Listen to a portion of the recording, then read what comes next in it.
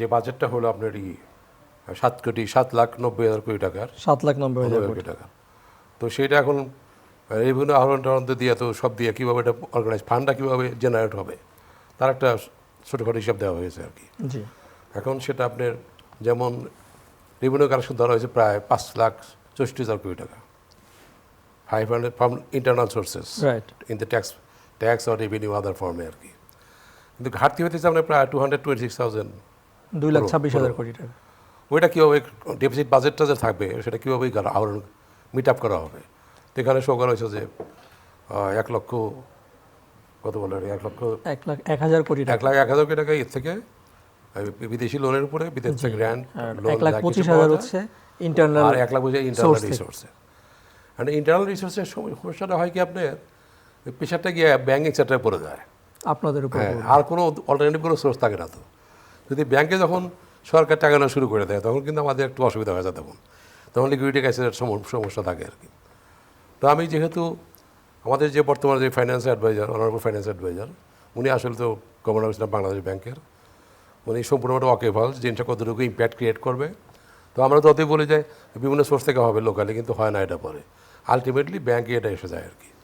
তো সেটা হলে একটু আমাদের হয়তো টেম্পোরারি লিকুইডিটি ক্রাইসিস হতে পারে, and depending on the inflow of remittance, এক্সপোর্টের বাড়াবো সব ডিপেন্ড করে যে আমরা আমাদের লোকাল সোর্স থেকে কতটুকু রেভিনিউ আমরা করতে পারবো, মানে রেজ করতে পারবো বিসাইডস ব্যাংক। তো বিগত যে সময় বছরগুলো দেখা গেছে যে ওই বেশিরভাগ রেভিনিউ যখন যে ডেফিসিট বাজেটটা ফাইন্যান্সিংটা করে মোস্টলি ফ্রম ব্যাংক থেকে, তখন অটোমেটিক্যালি ইম্প্যাক্টেড দিই আগের কথা বলতে চাই। জি, এবং এই সরকারও এই যে গত 1-2 মাসে অনেক বেশি বড় করেছে। এখানে কিছুগুলো বর্তমান প্রিভেইলিং কন্ডিশন যেটা not very congenial to absorb fund from local sources, খুব কনজিনিয়াল না। কারণ আমরা কতগুলো সমস্যা, যেমন ওই যে আপনার ট্যাক্সেশন রেভিনিউ ডিপার্টমেন্টটাকে দুইটা ভাগ করা হচ্ছে, জি, একটা পলিসি মেকিং একটা ডিপার্টমেন্ট, একটা কালেকশন ডিপার্টমেন্ট। কালেকশন এখন এই স্টেজে দেখা গেল যে কিছু সৃষ্টি হয়ে গেল, হ্যাসেলের সৃষ্টি হয়ে গেল। এটা ডেফিনেটলি একটু কিছুটা ইম্প্যাক্ট করছে কালেকশনের, নেগেটিভ ইমপ্যাক্ট অবশ্যই হবে, যেহেতু একটা স্ট্রাইক ফাইক দোজ কাইন্ড অফ থিংস চলছে আর কি। আবার ওদিকে সচিবালয় একটা সমস্যা। কাজে এরকম একটা কন্ডিশনসের যদি everything set right from tomorrow onward, তাহলে হয়তো এটা ইজিলিভাবেই করা যাবে, আহরণ করতে পারবে। তারপরে ওই ডেফিসিট থেকে যায় আর কি বলে। আর এক্সটার্নাল রিসোর্সেস যেটা লোন টোন নেওয়া গ্র্যান্টের আজকাল খুব কম পাওয়া যাবে এটা। আর আইএমও তো যে বিভিন্ন স্ট্রিনজেন্ট সব কোয়ালিটি মানে কন্ডিশন দেয় আর কি, যার জন্য অনেক সময় আমার ইচ্ছা থাকার সাথে অনেক সময় অনেক কাজ করা যায় না আন্ডার কম্পালশন। তো সেই জিনিসগুলো আমাদের এখন